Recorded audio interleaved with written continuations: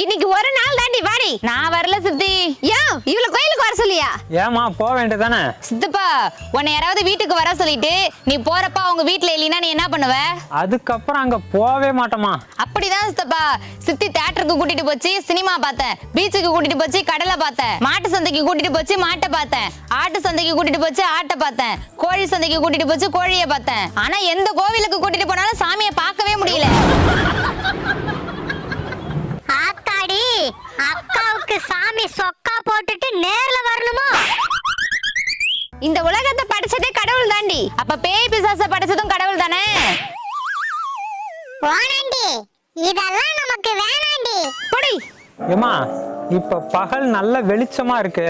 7 மணிக்கு மேல எப்படி இருக்கும்? இருட்டா இருக்கும். இருட்டுன்னு ஒண்ணு கிடையாதுமா. இப்ப பகல் வெளிச்சமா இருக்கா, 7 மணிக்கு மேல இந்த வெளிச்சம் கம்மியா இருக்கும், அவ்வளவுதான்.